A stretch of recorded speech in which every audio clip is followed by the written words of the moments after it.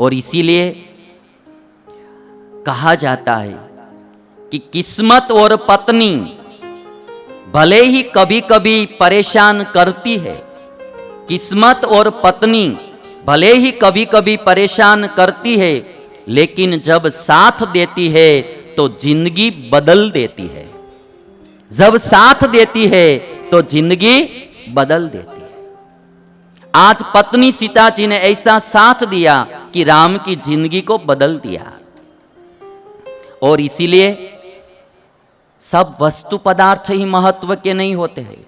हमारे परिवार में कोई एक भी पात्र सीता जी जैसा या लक्ष्मण जैसा है तो समझना कि हम अरबोपति है। यदि अच्छी पत्नी है, अच्छा भाई है, अच्छे माता पिता या सास बहू ससुर कोई भी हमारे परिवार में कोई अच्छा पात्र हमको मिला है तो समझना कि हमारे पास बहुत बड़ी संपत्ति है। केवल रुपया को ही संपत्ति मत समझना, केवल गाड़ी और बंगले को ही संपत्ति मत समझना। हमारे परिवार में कोई अच्छा पात्र है तो भी बहुत बड़ी संपत्ति है। जो गाड़ी बंगले से सुख नहीं मिलता है वो अच्छे परिवार जनों से सुख मिलता है। और इसीलिए किसी ने कहा है, बहुत खूबसूरत बात कही कि खरीद सकते उन्हें तो सब कुछ बेचकर भी खरीद लाते, पर क्या करे कुछ लोग कीमत से नहीं किस्मत से मिलते हैं। कुछ लोग कीमत से नहीं किस्मत से मिलते हैं।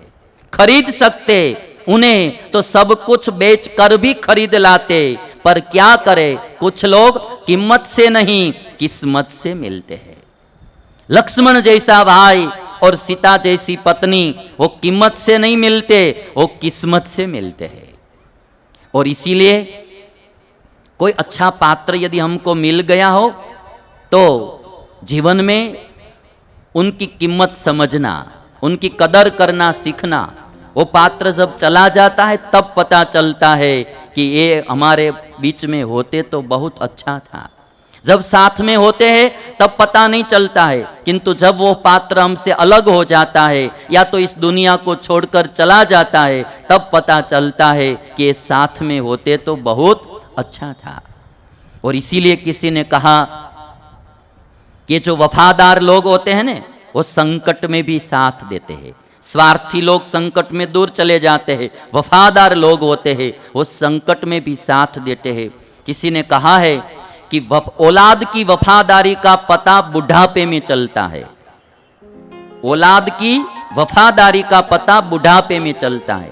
बुढ़ापे में वो औलाद माने पुत्र कितना साथ देता है वो तब पता चलता है।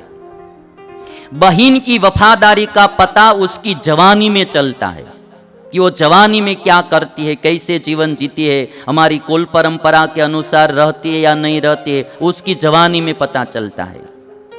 औलाद की वफादारी का पता बुढ़ापे में चलता है और बहन की वफादारी का पता उसकी जवानी में चलता है। भाई की वफादारी का पता शादी के बाद चलता है।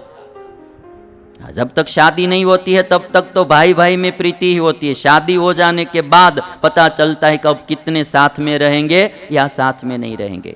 और पति की वफादारी का पता पत्नी की बीमारी में चलता है। पत्नी बीमार पड़ जाती है ना तो फिर पति कितना साथ देता है वो तब पता चलता है। और पत्नी की वफादारी का पता गरीबी में चलता है। जब संकट आता है, गरीबी आती है, तब पत्नी की वफादारी का पता चलता है।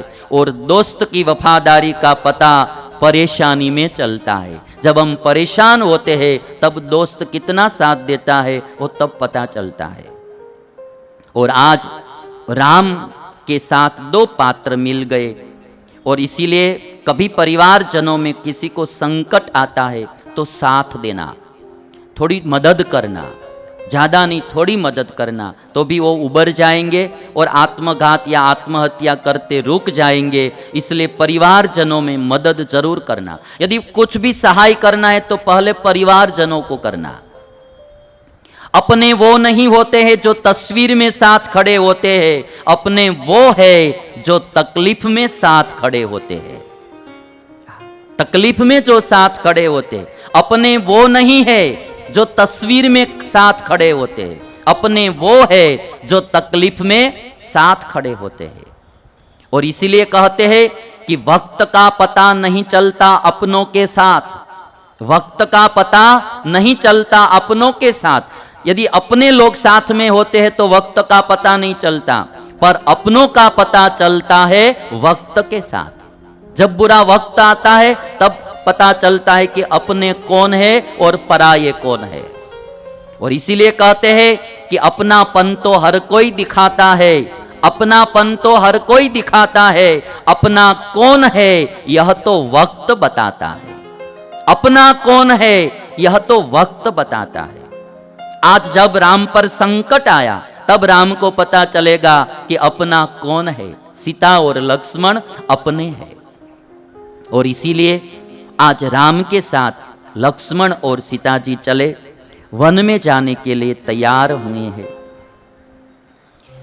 एक प्रसंग वाल्मीकि रामायण में लिखा कि जब सुमंत्र रथ लेकर जा रहे थे, राम सीता और लक्ष्मण रथ में बैठे थे, और जब अयोध्या की गली में से रथ जा रहा था, आज सारी अयोध्या नगरी दुखी थी, आबाल वृद्ध सब दुखी थे।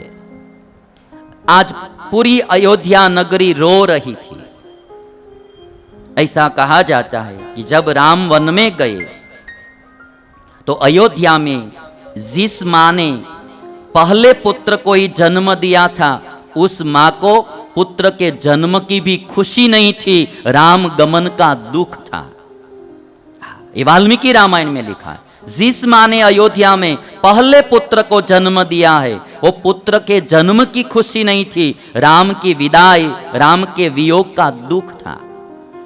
2 बार अयोध्या नगरी रोई है। एक बार जब राम वन में गए तब, और स्वामीनारायण भगवान वो 5 साल छपैया गांव में रहे, अयोध्या से नजदीक 35 किलोमीटर दूर छपैया गांव, और 8 साल स्वामीनारायण भगवान अयोध्या में रहे।